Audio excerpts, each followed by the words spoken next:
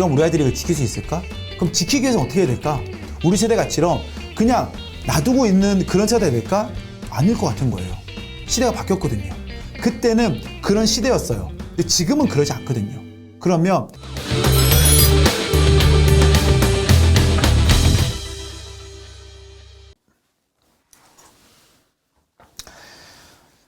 초등학생 나오니까 요중에 저는 교육에 대한 좀 생각이 좀 바뀌기 시작했어요. 이거는 한번 들어보세요. 우리 아빠들 들어봐, 아빠.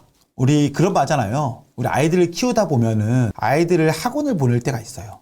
그러니까 지금 교육이죠.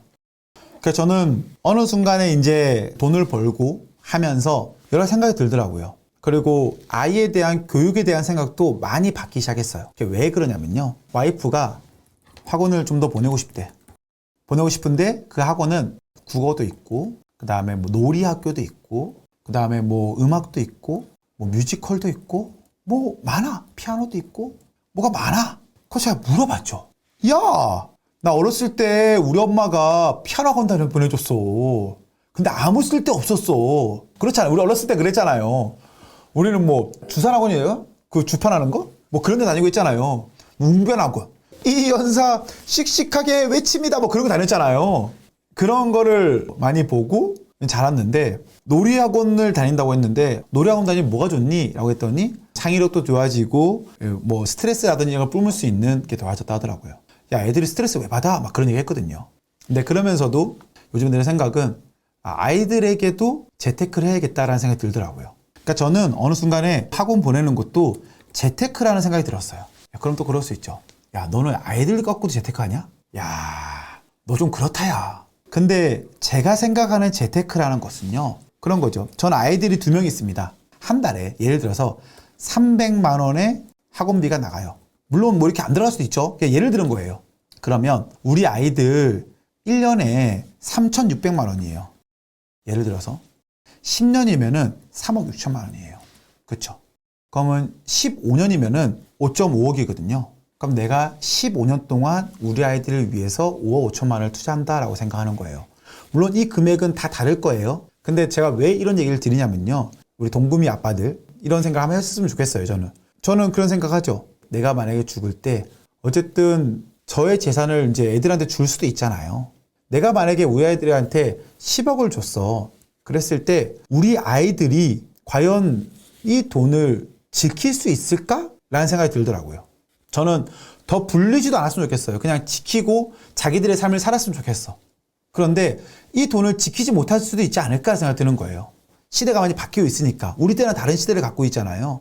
지금 이 영상을 보는 우리 동구미들께서는 우리 아이들이 커가는 그 10년, 15년 동안 생각했을 때 지금보다 더 많은 돈을 벌고자 지금 배우고 있는 거잖아요.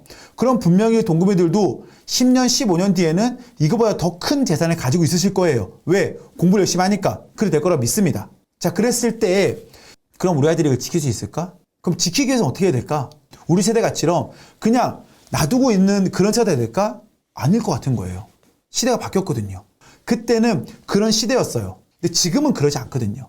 그러면 난 아이들에게 내는 학원비도 나는 재테크라고 생각하기 시작한 거예요. 왜? 저는 투자를 할 때 제일 중요한 거는 지키는 건데 우리 아이들이 좀 더 제대로 생각을 가지고 컸을 때 이 돈을 지킬 수 있겠다는 생각이 드는 거예요. 그리고 이 돈을 못 지키더라도 내가 제대로 된 교육을 많이 시키는 게 어떻게 보면은 최고의 나의 목표가 될 수 있겠다는 생각이 드는 거예요. 그래서 어느 순간부터는 아이들 더 좋은 교육 환경에 대해서 고민해보자. 아끼지 말자. 왜냐면 나는 우리 아이들이 아무리 많이 가더라도 15년 동안 이 정도 금액이 들어갈 거야. 지금에 들어가는 이 돈을 아끼지 말자. 왜냐면 더 큰 걸 이룰 수 있으니까. 그렇게 생각하니까 생각이 많이 바뀌더라고요. 아이들은 그 안에서 그렇게 제대로 된 교육을 받아야지만이 또 한 발 뛰어넘을 수 있는 것이고 창의성을 배워야 되는 거고 그래야지만이 여러 가지 방면으로 제대로 클 수 있는 아이들을 키울 수 있겠구나 생각이 들더라고요.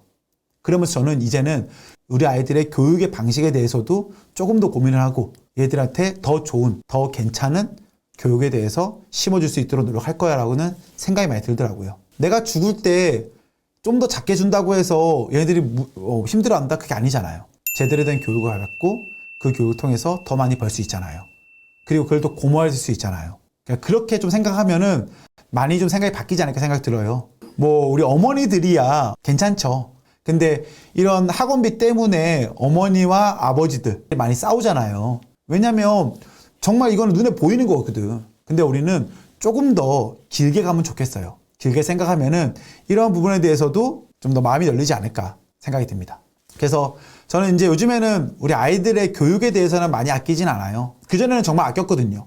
여러분들 생각할 때에는 족장도 돈 많이 버니까 뭐 그래 아끼겠니 할지 몰라도 저 맨날 꼼꼼히 체크했어요. 왜냐면 저는 그렇게 안 했거든요. 로봇을 왜 가? 안 만들면 되지. 나 로봇 못 만들어 했는데 그게 아니더라고요. 지금의 아이들의 생각, 지금의 시대 그런 트렌드를 따라가지 못하면 우리 아이들이 나중에 갔을 때에는 정말 더 큰 걸 이룰 수 있겠구나.